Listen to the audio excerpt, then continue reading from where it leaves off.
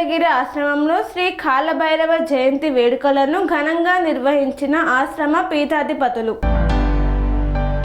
యాదాద్రి భువనగిరి జిల్లా మండలం సైతాపూర్ గ్రామంలో శ్రీ కాలభైరవ దేవాలయం శక్తిపీఠం నందు శ్రీ బోధానందగిరి స్వామి ఆశ్రమంలో శ్రీ కాలభైరవ జయంతి వేడుకలను అత్యంత ఘనంగా నిర్వహించారు.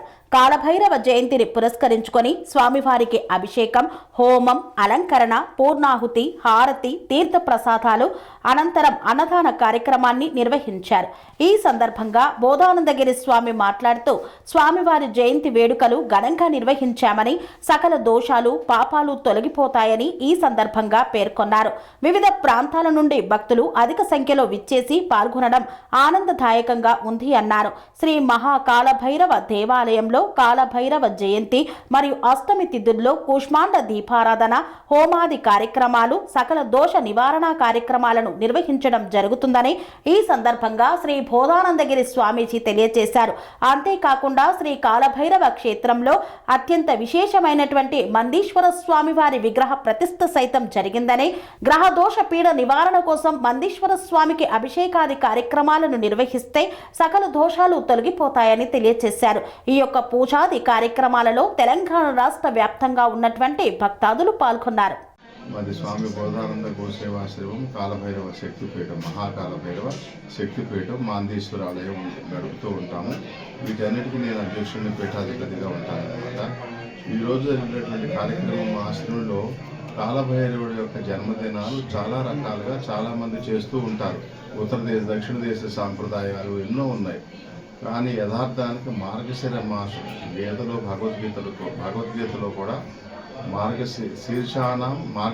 మాసానాం మార్గశీర్షోషి అని చెబుతాడు. మార్గశిర మాసం నేను అని చెబుతాడు. మార్గశిర మాసంలోనే అనేక రకాల విశేషమైనటువంటి దేవతల జననము కార్యక్రమాలు, గీతా జయంతి, సుబ్రహ్మణ్య షష్ఠి, ఇలాంటి విశేషమైనటువంటి పండుగలన్నీ మార్గశిర మాసంలోనే మనకు తగులుతాయి.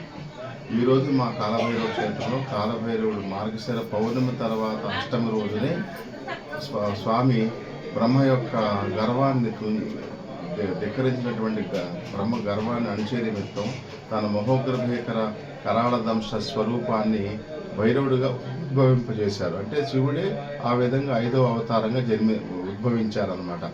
ఎంతో సులుసో మనం ఒక చెట్టు నుంచి ఆకును కానీ, ఒక కాయను కానీ, ఒక పండును కానీ, ఒక పువ్వును కానీ మనం తుంపినంత తేలికగా ఆ త్రిమూర్తుల్లో సృష్టికారకుడైనటువంటి బ్రహ్మదేవుడి యొక్క 5వ శిరస్సుని అమృతమాడినందుకు, అబద్ధమాడినందుకు గాను, శివుని యొక్క ఆదిమూలాలను గ్రహించాలని అబద్ధం చెప్పినందుకు గాను భైరవ రూపంలో ఆయన ఇలా తుంచేశారంతే, బోరుతో ఆ తుంచేసినట్టు.